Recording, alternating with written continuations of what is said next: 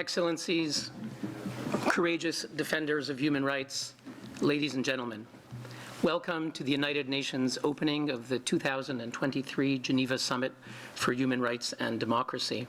My name is Hillel Neuer, and I'm the Executive Director of United Nations Watch, one of 25 human rights NGOs organizing this week's events. We meet on the occasion of two anniversaries, large and small. First, here at the United Nations, we are celebrating the 75th anniversary of the Universal Declaration of Human Rights. It was adopted in 1948, right after World War II, in response, as written in the preamble, to, quote, barbarous acts which have outraged the conscience of mankind. Its purpose was to reaffirm faith in fundamental human rights, in the dignity and worth of the human person, and in the equal rights of men and women.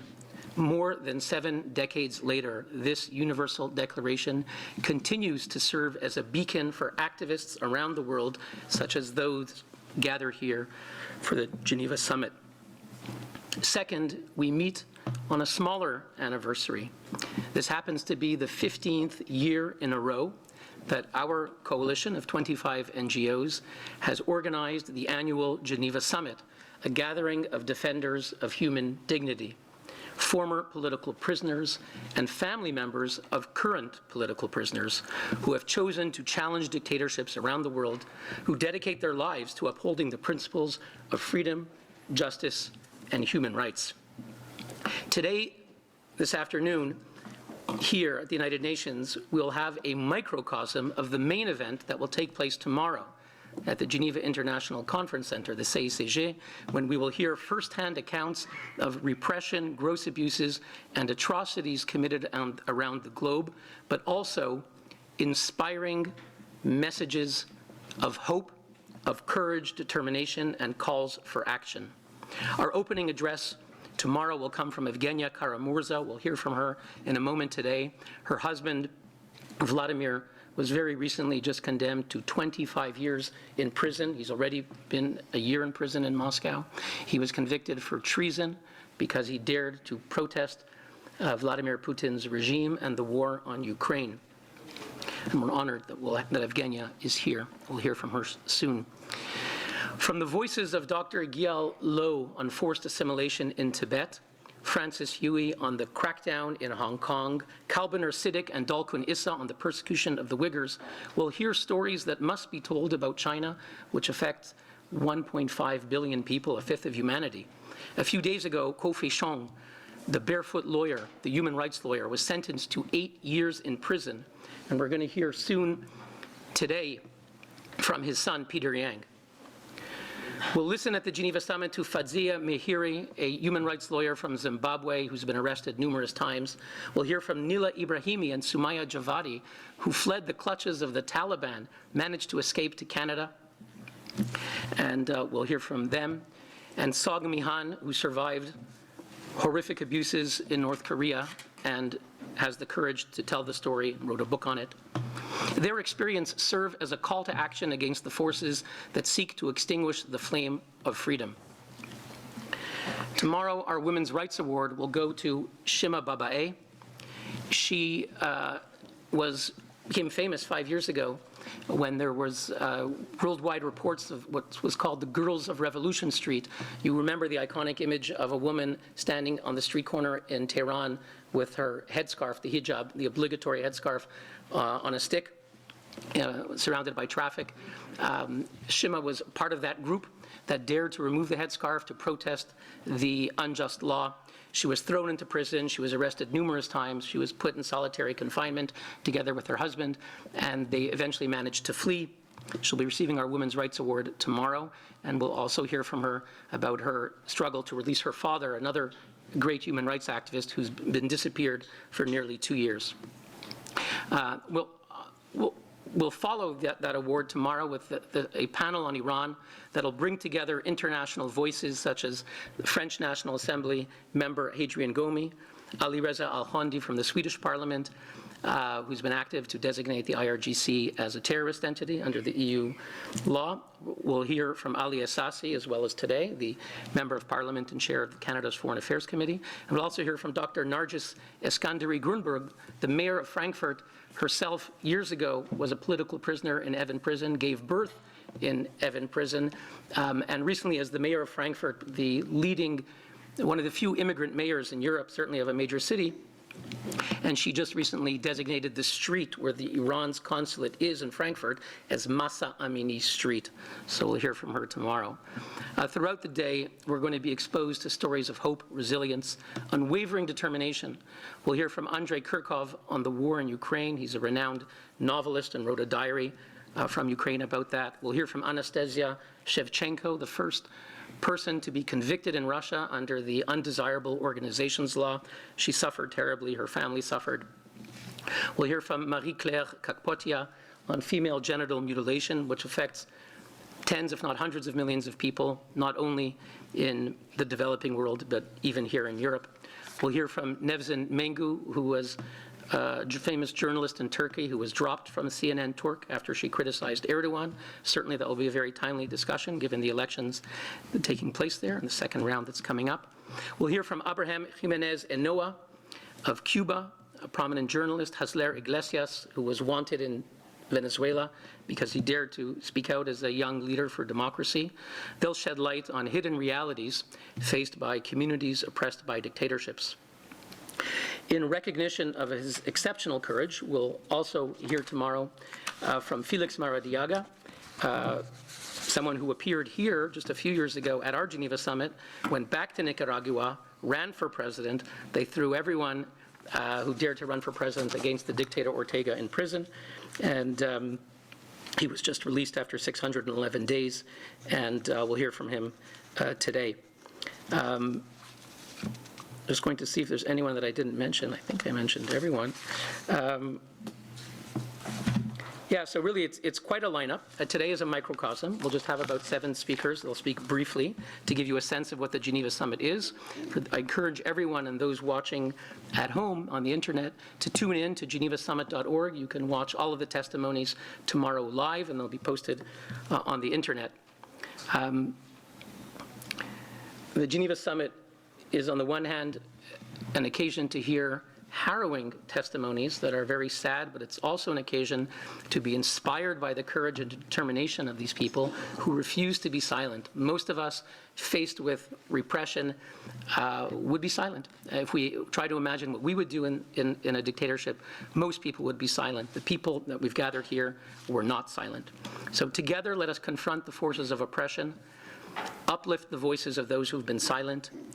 United, we possess an unstoppable force, bound by the universal values that transcend borders, cultures, and ideologies. May the 15th Annual Geneva Summit for Human Rights and Democracy inspire us, strengthen us, and ignite within us a passion and determination to shape a world that cherishes the rights and dignity of every human being. Thank you.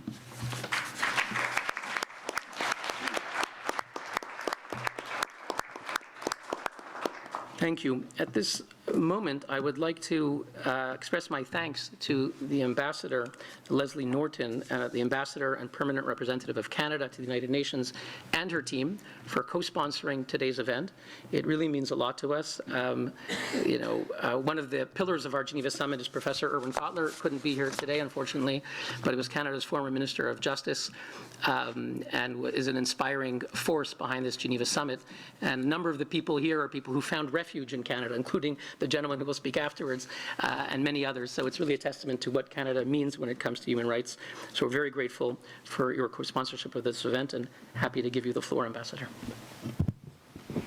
So thank you, Hillel. And the summit really has quite an amazing lineup, and what a microcosm we have here with us today. It really is an honor to be with you here today among such prominent human rights defenders, activists, former political prisoners, and survivors to highlight their courage and their crucial role in fighting for democracy and freedom around the world. All of them are quite literally human rights heroes. And it really is a tribute to all of you, actually. I've been in a whole lot of meetings in the last 4 years in the Palais, and it's rarely this full, and it's rarely if not really ever standing room only, and it really is a tribute to all of you. As we know, the promotion and protection of human rights and fundamental freedoms is foundational to any healthy democracy.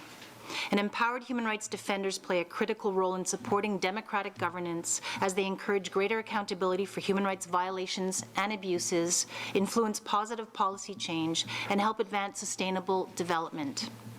A free, pluralistic, and independent press is similarly essential to any democratic society.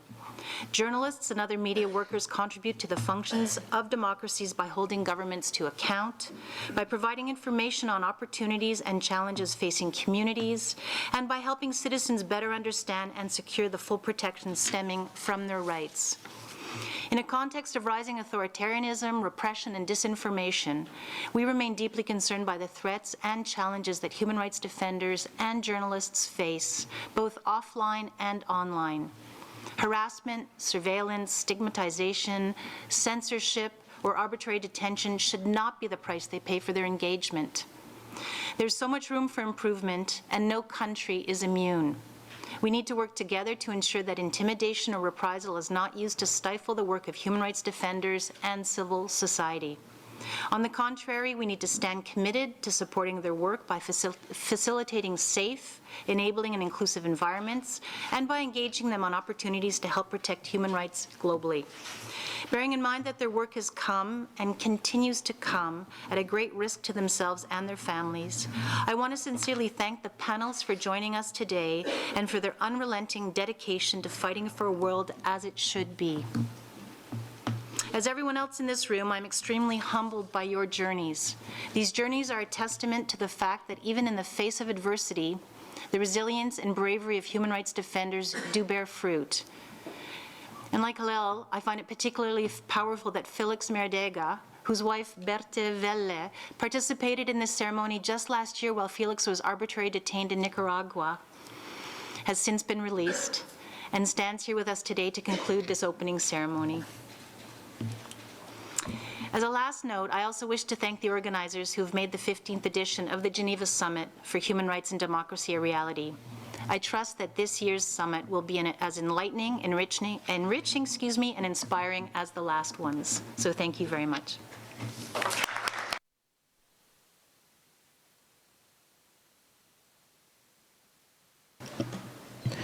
Thank you, Ambassador. Our opening address today will be delivered by Ali Essasi, who is a Canadian Member of Parliament of Iranian heritage, who serves as chair of Canada's Foreign Affairs Committee. He's the son of an Iranian diplomat. That's from before the current regime, of course. He was born here in Geneva, actually, raised in New York and Tehran. He and his family emigrated from Iran following the revolution in 1979 and later settled in Canada. Ali was elected a Member of Parliament in 2015 and has been chair of the Parliament's Foreign Affairs Committee since June 2022. Over the course of his political career, Ali never abandoned his heritage and the plight of the people in Iran. He has publicly condemned the Islamic Republic's human rights abuses and has urged Canada to refrain from supporting the regime's terrorist agenda. With the ongoing protests in Iran, Essasi has been an outspoken supporter of the Iranian people. It's not easy for Ali to leave Ottawa, where he has many obligations in Parliament, but he took the time and effort to be with us here today, and it really means a lot. Ali. Allow me to start by saying what an incredible honor it is for me to be permitted to say a few words today. After all, for the past 14 years, the Geneva Annual Summit for Human Rights and Democracy has been at the very forefront of assembling many of the most resonant and inspiring personalities engaged in promoting human rights worldwide. Allow me to commence by thanking the Executive Director of United Nations Watch, Hillel Neuer, who since 2009 has been the tour de force behind convening these annual conferences. Year after year, he has put his shoulder to the wheel to shine an urgent spotlight on human rights hotspots around the world.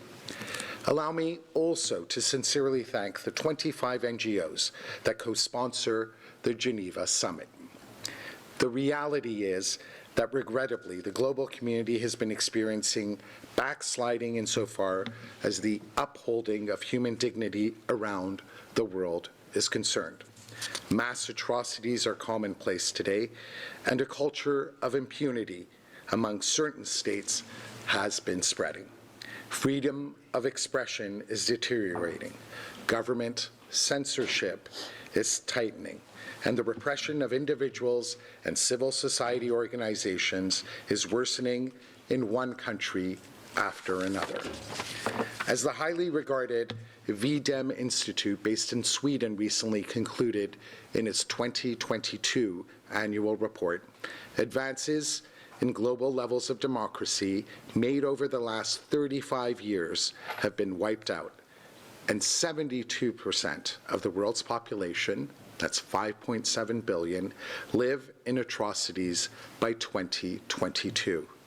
The level of democracy enjoyed by the average global citizen in 2022 is down to 1986 levels. The opening passage of the 2022 annual report from Freedom House was just as sobering. It stated, and I quote, "Global freedom faces a dire threat." Against such a distressing global backdrop, the Geneva Summit brings together courageous individuals on the front lines of human rights crusades around the world. They represent the proverbial better angels amongst us that stand up to the most tyrannical of regimes. As a good friend to many of us here today, Erwin Cutler, the founder of the Raoul Wallenberg Center, has stated here at the Geneva Summit in previous years, human rights champions are endowed with two indispensable qualities: the compassion to care and the courage to act. Each of the inspiring profiles in courage present here with us today reminds us that millions upon millions, dispersed in the widest array of countries around the world, face grave atrocities in places as varied as Russia, North Korea, Venezuela, Tibet, Zimbabwe, Afghanistan, and Iran, just to name a few. The purpose of the assembled speakers here today is to advance the human condition in all those countries and more. The reason I'm here today, as noted by Ambassador Norton, is that several days ago, our Minister of Foreign Affairs, Melanie Joly, officially launched Canada's official bid for a seat on the Human Rights Council. As we witness the withering of human rights norms around the world, the Canadian government recognized that it was high time that we acted and once again were considered for the Human Rights Council. And how fitting we meet at the annual session of the United Nations Human Rights Council as it convenes. Each of the impressive attendees here today is firmly committed to reminding all member states that the United Nations should always endeavor to put human rights at the very forefront of its deliberations. A failure to do so would represent a betrayal of the founding ideals and the core essence of this institution.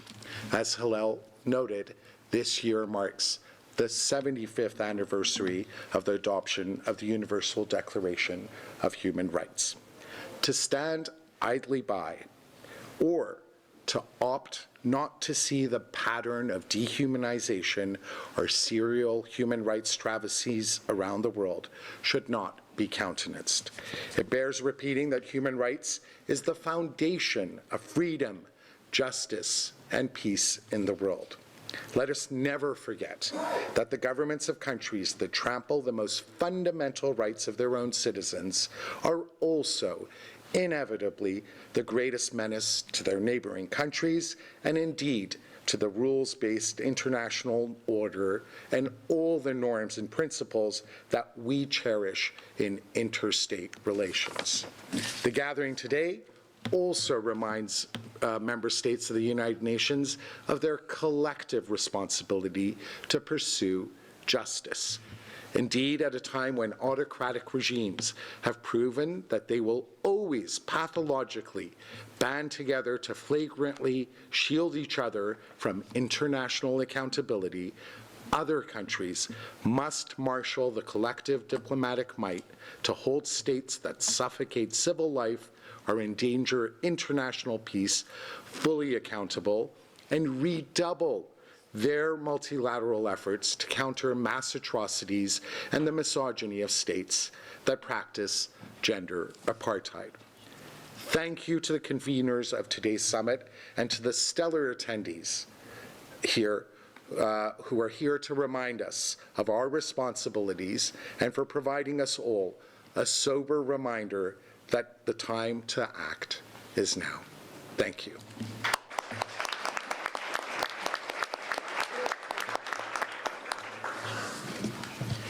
Thank you, Ali, for your powerful words. We're going to go to our first human rights defender. Before we do, I'll just share a personal note that a little over a year ago, I was speaking with Vladimir Kara-Murza, the Russian dissident, and I invited him to come back to Geneva, where he's been several times, to speak for us, either at the Geneva Summit, but I invited him to come back and testify upstairs at the UN Human Rights Council, and he said, I'll be happy to do it. This was about March 2022.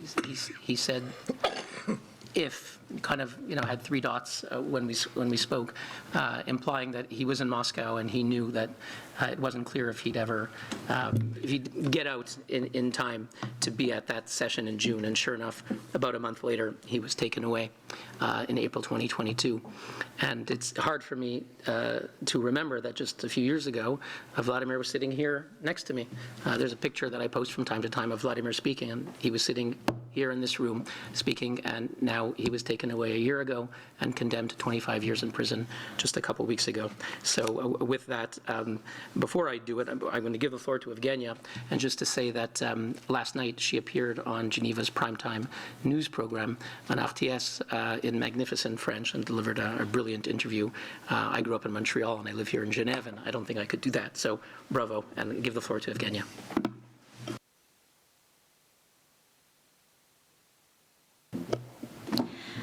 Thank you for your kind words, Hillel. It is an honor and a privilege for me to be here today at the United Nations and to be part of the Geneva Summit for Human Rights and Democracy. In the summer of 2021, my husband, Vladimir Kara-Murza, wrote in his article for the Washington Post, and I quote, "Concern over human rights is not a political whim, a publicity stunt, or an exercise in charity. It is a fundamental aspect of international relations, inextricably linked to both economic development and security issues." Now that the world stands united in helping Ukraine counter the aggression launched by the Russian state, it is important, crucially important, to realize that Vladimir Putin did not become a maniacal killer overnight. He's been on the scene for 23 years, trying his hand at different crimes committed both domestically and internationally. This year will mark the 20-year anniversary of the imprisonment of the last hostage of the Yukos case, Alexei Pichugin, 20 years behind bars in violations of two decisions by the European Court of Human Rights, and the opinion of the UN Working Group on Arbitrary Detention that urged Pichugin's immediate and unconditional release. Political assassinations have become one of the regime's favorite methods of dealing with the opposition. Novaya Gazeta alone, whose editor-in-chief Dmitry Muratov became the co-recipient of the 2021 Nobel Peace Prize, lost 6 journalists to political assassinations. In 2015, the leader of the Russian opposition, Boris Nemtsov, was murdered just steps away from the Kremlin walls. My husband, Vladimir Kara-Murza, survived 2 assassination attacks perpetrated by the same team of assassins in the service of the Russian state that poisoned Alexei Navalny with Novichok. Internationally, Vladimir Putin's regime committed war crimes in Syria and in Chechnya, annexed Crimea and invaded Georgia. Now, over 2 decades of impunity have led Vladimir Putin to believe that he could get away with anything, and he launched a full-blown war of aggression, genocidal war of aggression against Ukraine that goes hand in hand with a massive-scale repression in Russia. The regime is using the entire arsenal of Soviet-style repressive mechanisms, including punitive psychiatry, sexual violence, torture, and Stalin-era prison terms of up to 15 years for protesting against the war. Anyone who dares oppose the official narrative is being portrayed by the state as a criminal, a spy, or a traitor, like my husband, Vladimir Karmurza, who was just a month ago sentenced to 25 years of strict regime for high treason based on 5 public speeches that he'd made on different international platforms denouncing the war crimes in Ukraine and talking about political repression and total censorship of the media in the Russian Federation. The same Russian Federation, a state aggressor that was running the UN Security Council when my husband's Kafkaesque trial was underway in Moscow. There is no doubt that when human rights abuses are being ignored or considered an internal affair of any state, time inevitably comes when these abuses cross borders and spread around like cancer. As Elie Wiesel said in his Nobel Peace Prize acceptance speech, and I quote, "When human lives are endangered, when human dignity is in jeopardy, national borders and sensitivities become irrelevant. What all these victims need above all is to know that we are not forgetting them, that when their voices are stifled, we shall lend them ours, that while their freedom depends on ours, the quality of our freedom depends on theirs." Thank you very much.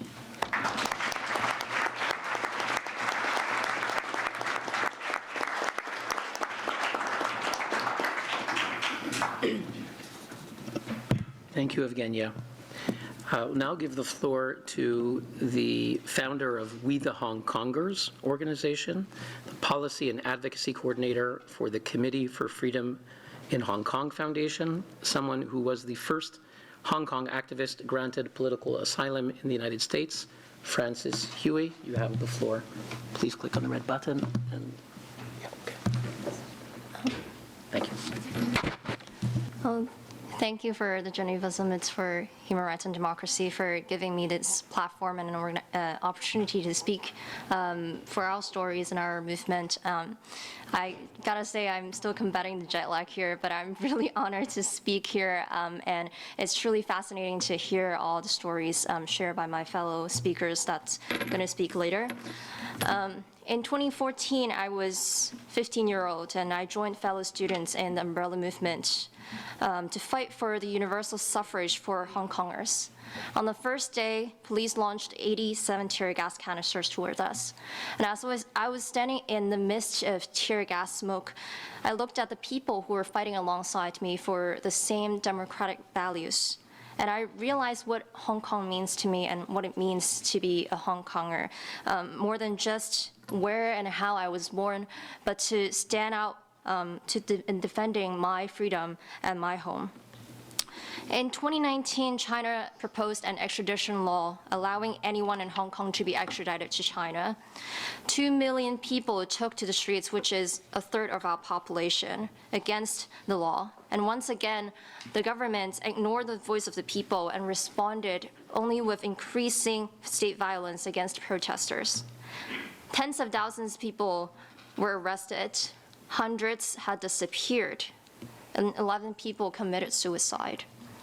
Our city was deeply wounded. We were left glued together by pain, anger, and tragedy.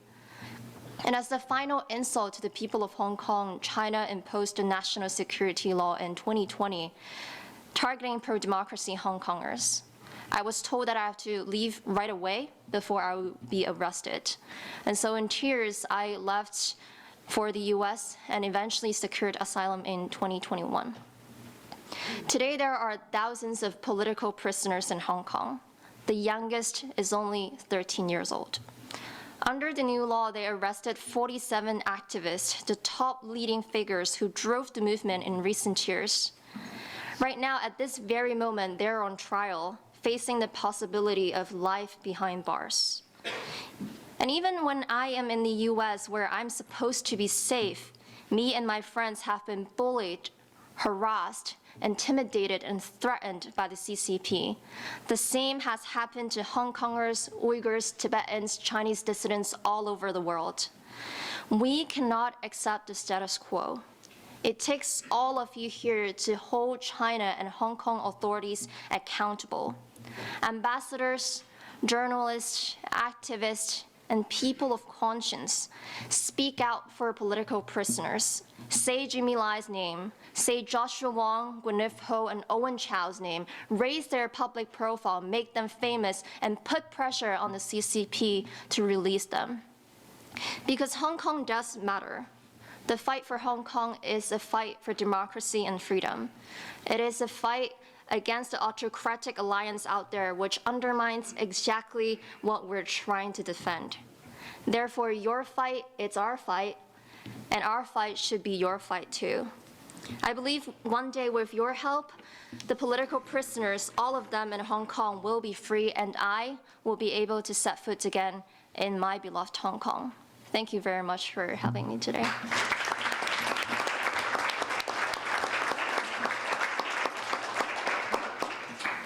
Thank you, Francis. Jimmy Lai, the newspaper owner who's in prison, someone the Geneva Summit has spoken for last year in a major campaign called Letters to Lai. Videos were sent from human rights activists around the world. And I want you to know that tomorrow at the Geneva Summit, we have many students, I think over 100 high school students who are coming, and we're going to be giving them laptop stickers that they can put on their laptop that says Free Jimmy Lai. So we're going to try to do a little bit for a great man. Our next speaker is a young Hazara activist in Afghanistan who fled that country following the overthrow of Kabul by the Taliban. She fled to Canada, where she was given refuge. She has not given up fighting for her people.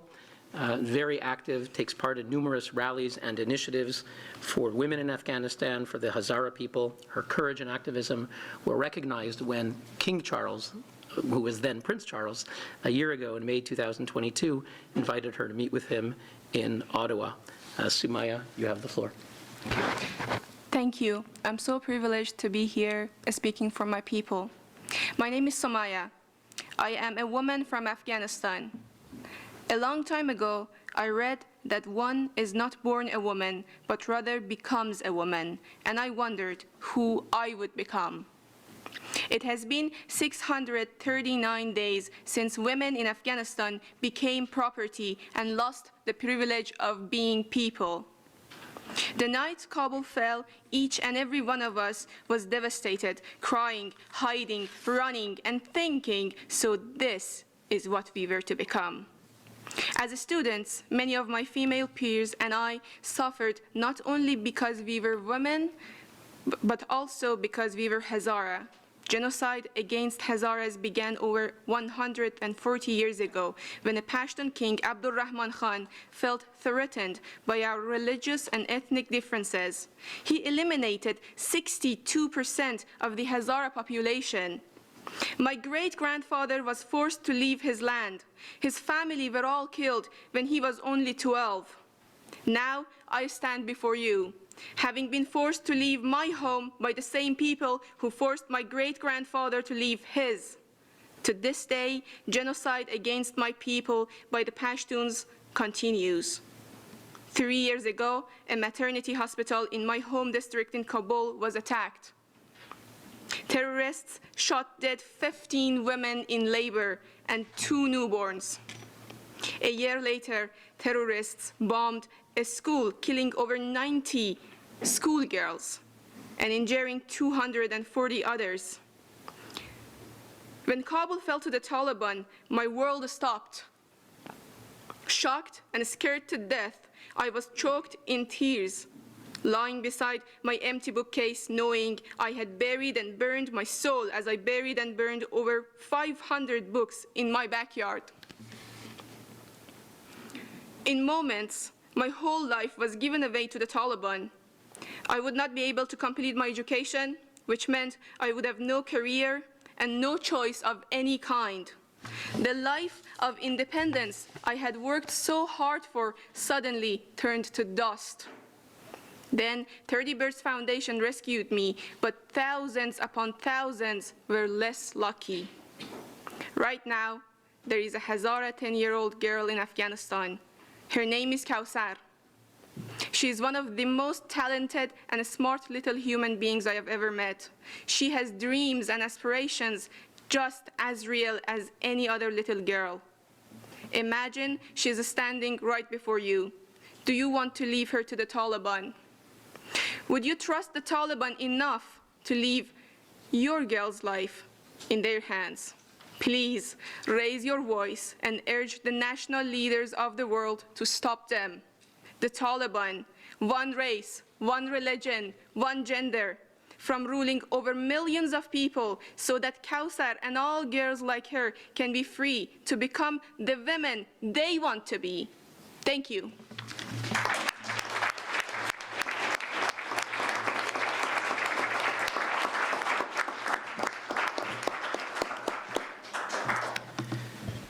Thank you, Sumaya. Our next speaker is a leading democracy activist and opposition spokesperson, a human rights lawyer who was arrested multiple times as part of a new generation of freedom seekers in Zimbabwe.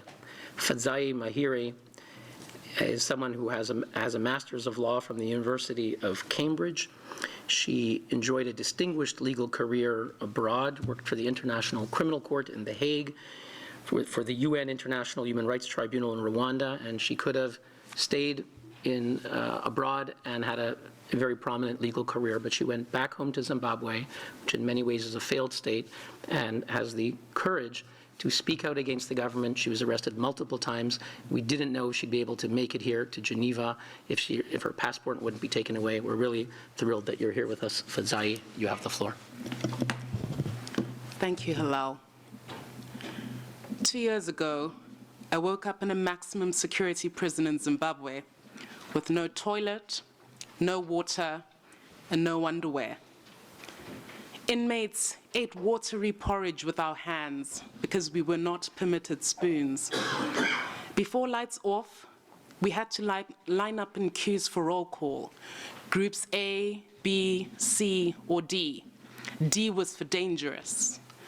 And even though the other women there had committed murder, armed robbery, and infanticide, I was put in the dangerous group, all because of a tweet. So it might surprise you that after repeated arrests and wrongful imprisonment, I've come here today to the UN, optimistic, because the crackdown now taking place in Zimbabwe is a sign that we're winning. Even within his own party, Mr. Mnangagwa is weak. Their own intelligence tells them that the opposition will win this election in the coming summer. I'm the national spokesperson for the Citizens Coalition for Change, the country's main opposition party. Because we dare to challenge the system, I've been arrested repeatedly. My car has been smashed 4 times. I survived an armed robbery on my house. And then in 2021, local police slammed into a bus and hurt a baby. I remember seeing a video of the mother carrying a pale, limp baby, crying, grabbing the police officer by the collar, crying, "He killed my baby." I tweeted against this egregious act of police brutality. I said, "This is rogue policing. It's a disproportionate and unconstitutional use of force. No baby should die because of police brutality." And by the time I tweeted about it, it had already gone viral. But they arrested me anyway, and that's how I ended up in the country's maximum security prison. I was charged with communicating falsehoods prejudicial to the state. And I learned firsthand how the government would manipulate the law for their own gain. The magistrates and prosecutors had no regard whatsoever for my fair trial rights. They refused to admit the baby of the mother and the dead baby. They called me a liar. They said the baby wasn't dead. I faced a potential 20-year prison sentence because of my tweets. I'm free for now, but in Zimbabwe, nobody is truly yet free. And so I'm here today to let the world know that Zimbabwe is currently reeling under a dictatorship much worse than Robert Mugabe. Almost half the population live under extreme poverty because those in power would rather loot and persecute than lead. The government's war against freedom and its weaponization of the law against myself and other government critics, journalists, and civic society members, including Job Sikala and Jacob Ngarivume, who are still in wrongful detention, are calculated to send a chilling message to the rest of society. We're watching you, even on Twitter, and this is what you get, punishment for participating in opposition politics. Now, I wouldn't risk my life and freedom if I didn't sincerely believe that change is possible. Courage doesn't mean that you're not afraid. It means that you act in spite of your fear because you believe in a greater cause. And I choose courage. This summer, Zimbabweans go to the ballot box with one simple mission: to win Zimbabwe for change, to install ethical, competent leaders who believe in freedom, dignity, and prosperity for the many and not just the few. It is difficult, but we have to emancipate the jewel of Africa from the imprisonment of its current dictatorship. Hope and action are the sustenance for those who change the world. Thank you.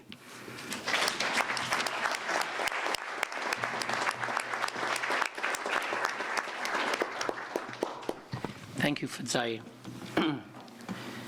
Last week in China, major democracies denounced the false trial and conviction of a barefoot lawyer, which is a self-taught activist and lawyer who dares to take on politically controversial cases, often helping villagers or peasants. And last week, there was the sham trial of Ko Fishan, whose original name is Yang Maodong. He served many years in prison already, I think 11 years in prison, if I'm not mistaken, from previous sentences. And he was just sentenced to another 8 years in prison. His family suffered terribly as a result. He's languishing in prison once again, and we're honored that his son, who lives in the United States, has come here to speak. I think it's the first major speech that's been given since your father's conviction. Yes. And Peter, I'll ask you to take the floor. Thank you. Put the microphone. Yeah. My bad. Thank you very much. So I am speaking for my father, Guo Feixiong. He's a writer, a publisher, and a barefoot lawyer. He championed freedom and democratic values in China. But because of China's brutal anti-free speech and democracy crackdown, he's serving over 12 years in prison and counting. I have not seen him in person since I was 5. When I was young, I remember him being an attentive and hardworking father. One day, he just stopped coming home. He disappeared. When I was 6, I was not allowed to go to school because of his activism. My mother decided we must leave. In 2009, we moved to the US. I was only 7, and I barely spoke a word of English. That time, my father was serving a 5-year sentence for publishing a book about a political scandal. There, he was tortured repeatedly, deprived of sleep for weeks on end. He was finally released in 2011. In August 2013, he was thrown in jail again and sentenced to 6 years. At the prison, he was poorly treated. His health deteriorated. He began a hunger strike. Thanks to the advocacy by my father with US officials, my dad was transferred to another prison where he was treated better, and he finished that sentence in 2019. I asked him then, what drives him to continue? His response is that it's his duty. He values his honor, his nonviolence, and fairness. He loves his country, and he wants to make it better. Even after everything the CCP has done to him, he's loyal to his Chinese identity. He is a Chinese activist who wants to reform China to make it a better place, He doesn't just want to westernize China. In January 2021, my mother was diagnosed with late-stage colon cancer. Our family was devastated. My father decided he must see her. He went to the airport to try and fly to the US, but the officials would not let him on the plane. As my mother's condition worsened, my dad started speaking to famous activists about being denied the right to visit his wife, and soon after, he went missing. My mom, in her last days, was left without contact with her husband, nor knowledge of what happened to him. In early 2022, the Chinese government officially announced his arrest. Since then, he's been on hunger strike protesting his treatment. He's been force-fed, but he still lost a ton of weight. A week ago, he was given an 8-year sentence. In a completely unfair trial, which he plans to appeal. In jail, he suffers mistreatment and is being denied family visits. This cannot go on for much longer. He plans to appeal, and he needs international help. Let us not stay silent. Let us take action. Thank you very much.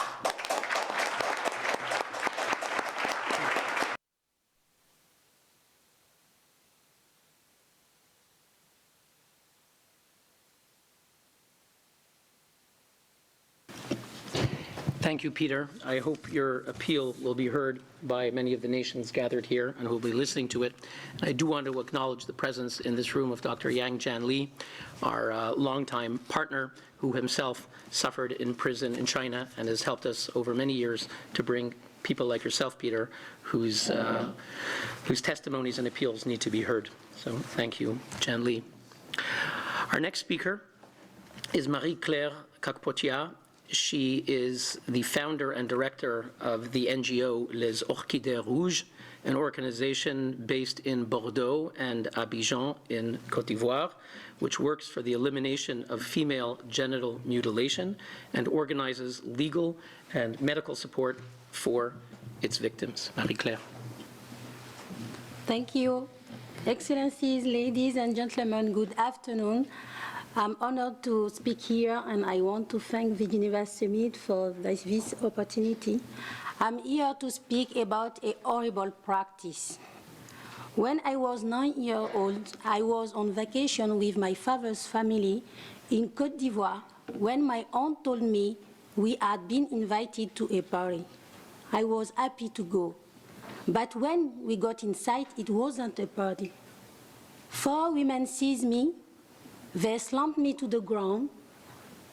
They yanked off my pants and my underwear, took a knife and cut deep into my vagina. It was the worst pain I had never felt in my life. I couldn't stop crying and blood flowed from me.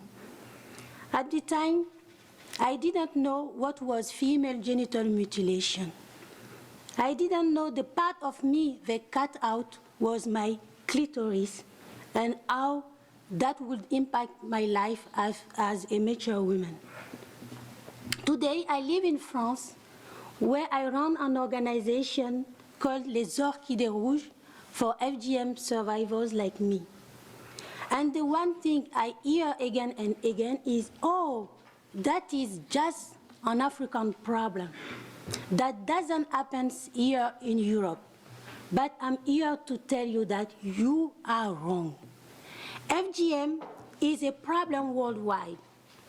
200 million women and girls have received FGM around the world. In Asian countries like Indonesia, in African countries like Somalia, in Arab states like Iraq, in Russia, and in diaspora communities worldwide. So, if you think FGM is not a European issue, you are wrong. If you think that FGM is just a West African problem, you are wrong. Through my organization, I have met hundreds of survivors, their families, and even cutters. And I have realized that the most important thing you can do right now is to spread awareness about the horrors of FGM. Tell people that it is not just a West African problem, that there are 500,000 in Europe alone, that every minute 6 little girls are mutilated around the world, and that it might be a long-standing cultural practice, but we cannot stand for it any longer. No woman or child deserves to go through what I went through. Female genital mutilation must end now. Thank you.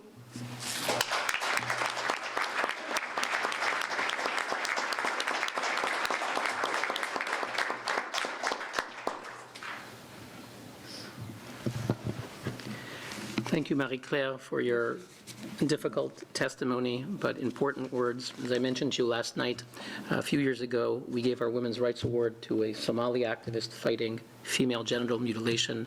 Sadly, the problem still affects so many around the world, and I hope everyone here at the United Nations and human rights activists will hear your appeal and take action. Thank you. Our next speaker is a highly acclaimed Russian-born Ukrainian novelist who writes in Russian. He's a democracy activist. Andrei Kurkov. He's an unwavering critic of Vladimir Putin. His books were banned because of this in Russia, placed on a Kremlin list of pro-Ukrainian activists. He contributes to numerous major publications, including the New York Times, The Guardian, and Le Monde.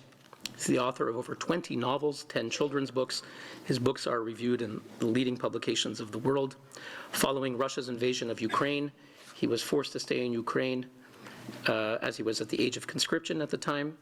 He reported on the situation on the ground and published Diary of an Invasion, a collection of his writings from Kiev. Andrei, you have the floor. Excellencies, ladies and gentlemen. On the morning of the 25th of February last year, on the second day of all-out Russian invasion of Ukraine, my wife Elizabeth and I drove out of Kiev. 10 kilometers from the city limits, we got stuck in the first traffic jam, one of many, that stretched all the way to the western border of Ukraine. In the car next to ours, there were two small children with puffy, pale faces. Their mother had tears in her eyes, and the driver, I assume the father, could hardly keep his head from lolling onto the steering wheel. The car had a Dnipro number plate. They must have been on the road since the previous morning. We heard artillery fire. The Battle of Gostomel was taking place several kilometers away, northeast of the main road that we took. My wife saw shells flying over our car. I did not see them, but I heard the noise. 22 hours later, my head was falling onto the steering wheel, but we were still some way from Lviv, where our children were at that time. I had to take a nap, and we reached the city only the next morning. We loaded our disorientated offsprings and their friends in the car and joined the line of vehicles heading into the Carpathian Mountains. We were lucky. We made it to western Ukrainian town of Uzhgorod thanks to the kindness of many people we had never met before and may never meet again. We stayed there for 4 months. That is where we had time to understand our new reality, our new status of displaced persons, our new way of life, a state of flux that has still not settled into anything stable or predictable even 15 months after the beginning of the all-out Russian invasion. We should consider ourselves lucky. We did not lose our Kiev apartment or our village house. We have lost friends, and there are empty spaces in our lives now. We cannot fill the gaps with anything, but we are alive. And the least we can do is speak on behalf of those who are not. On behalf of our friend Valentin Suslov, who died as a refugee in Germany last September, on behalf of Vera Giric, a journalist killed by a Russian missile in her flat in Kiev, on behalf of Volodymyr Vakulenko, a writer and author of children's books who was executed by Russians in March last year near the city of Izum where he lived, on behalf of Nariman Jalal and other Crimean Tatar activists imprisoned by Russians for the crimes that they did not commit, on behalf of tens of thousands of other Ukrainians killed or wounded by Russia, not only in the last 15 months, but since 2014, when this war started with the annexation of Crimea and occupation of Donbass. Thank you very much for your attention.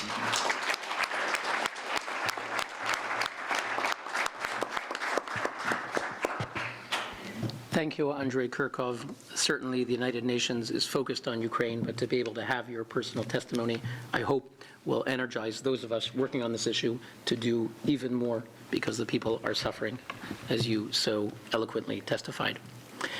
Ladies and gentlemen, for our concluding remarks, I will give the floor to someone who has been here before. I mentioned earlier that Evgenia's husband was sitting here a couple of years ago, and now, sadly, he's in prison, and we're all going to fight with Evgenia to release him and other political prisoners. And a few years ago, I think it was 2019, Felix Maradiaga, leading dissident of Nicaragua, was here, and he was speaking about the human rights situation there and the crackdown by the dictator Daniel Ortega. And then, not long after he went back, he ran for president against the dictator, and he was thrown in prison with others. He suffered solitary confinement. He suffered 611 days in prison. While he was in prison, his wife, Berta, who's over there, came here last year to the Geneva Summit and spoke to appeal and fight for the release of her husband. So it's really very meaningful for us that they just got out. They requested asylum in America. It's not easy to leave a country once you've requested asylum, but we got special permission. I want to thank the United States government, including Ambassador Michelle Taylor, who couldn't be with us here today, for helping to allow them to be here to testify. Felix just got out a few months ago, and I would like to give him the floor. I would like to express my heartfelt gratitude to the Geneva Summit and the 25 partner organizations for granting me this invaluable opportunity to address you today. The significance of this moment is not lost on me, as it comes on the heels of a personal ordeal that unfolded merely 90 days ago. I found myself subjected to arbitrary arrest in one of Latin America's most dehumanizing prisons under conditions I am not yet prepared to describe publicly. Since protests first broke out in Nicaragua in April 2018, Daniel Ortega and his wife Rosario Murillo have gradually dismantled all civil society and political rights. As part of their absolute control of the state apparatus, the legislature has declared illegal, closed, or expelled from the country more than 3,000 NGOs, including 20 universities, and including the Red Cross. More than 20 universities have been shut down in Nicaragua, and close to 15% of the population since 2018 has been forced into exile. Thousands of human rights defenders, journalists, student leaders, religious figures as well. On June 8, 2021, the Daniel Ortega regime in Nicaragua unjustly charged me with treason, an accusation that led to my subsequent sentencing to 13 years in prison. The sole basis of this conviction was my public statements during my presidential campaign. That's what they showed as evidence of my crimes to undermine national integrity. They also show as proof of my treason my testimonies at the UN Security Council, at the UN Human Rights Council, and my testimonies at the European Parliament. I spent 611 days in prison. The first 84 days in of that time, I was legally disappeared. They didn't even acknowledge that I was in prison. And I'd like to take here a minute to honor and thank the relentless work of my wife, Berta Valle, for being an advocate of my freedom.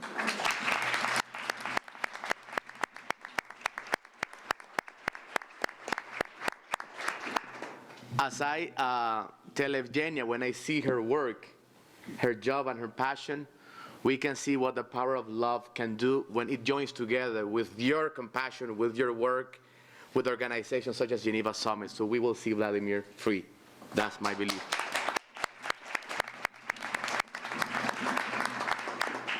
My experience, regrettably, is not isolated from the rest of the world. It's a rather grim reflection of a larger, disheartening reality.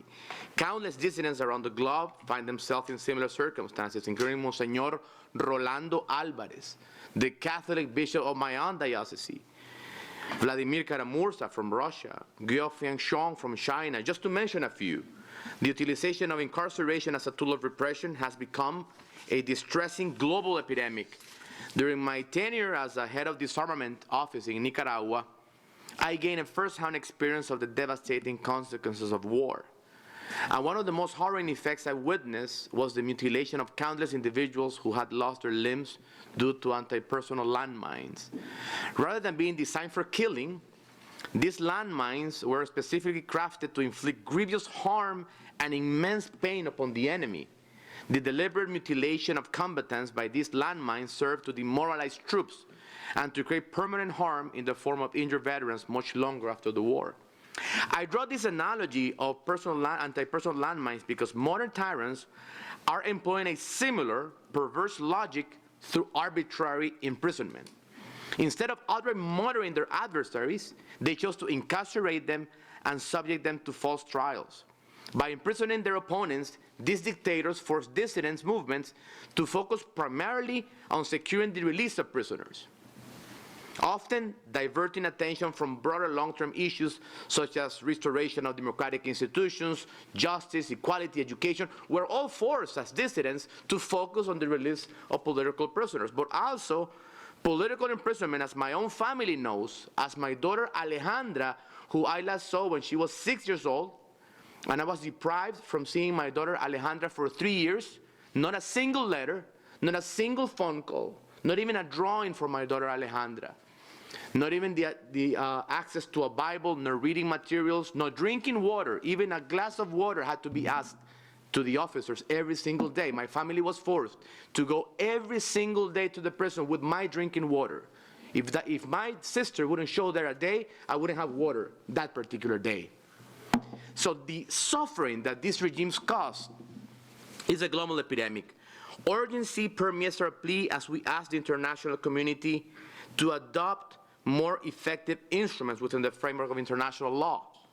These instruments must serve to safeguard human rights defenders and dissidents from failing victims of arbitrary imprisonment. I am here today proposing a new international convention that elevates to the category of crime against humanity the imprisonment of people for the simple fact of expressing their ideas of Vladimir is doing or has done over the past, for exercising political options, as it was my case, or simply because of their faith, their religion, or simply because they belong to an ethnic or demographic group. Let's say very clear, the available instruments have proven to be ineffective. We need a new international treaty. So as it happened with the Ottawa Convention, which was the result of a massive international movement, a convention that was able to declare anti-personnel landmines illegal through the work of civil society, we can do the same. I invite the Geneva Summit and their partners to launch that initiative. In the case of Nicaragua, Monsignor Alvarez is under arbitrary arrest and sentenced to 26 years in prison. I don't know of any other Latin American country where a leader of a religion is imprisoned just because worship or preaching peace, nonviolence, and justice from the pulpit of his church. This is, I insist, a global epidemic. Together we can forge a path towards a future where the basic rights and freedoms of individuals are upheld, where dissenting voices are celebrated rather than silenced, and where the darkness of injustice is replaced by the radiance of hope. Thank you.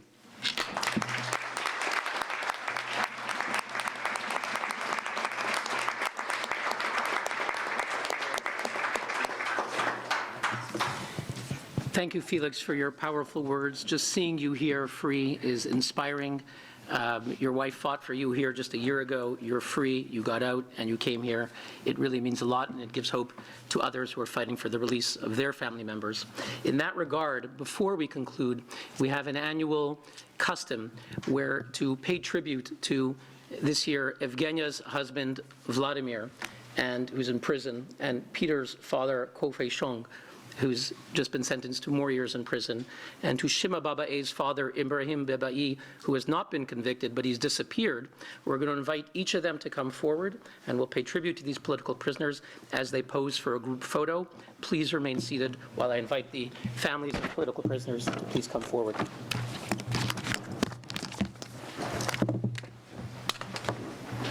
We can step down.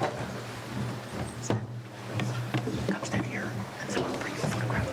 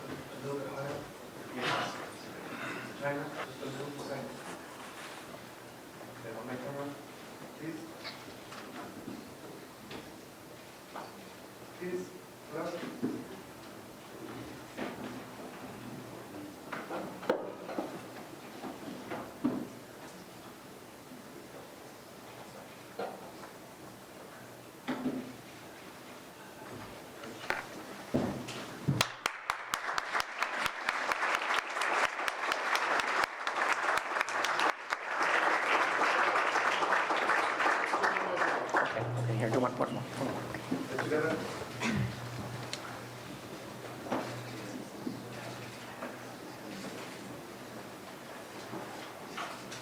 Thank you very much. Now, Joel.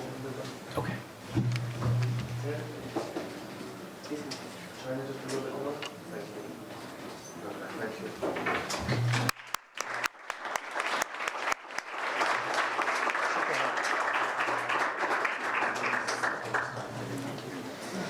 This adjourns our program. Thank you to all the speakers, and thank you to the organizers, and thank you to all of you.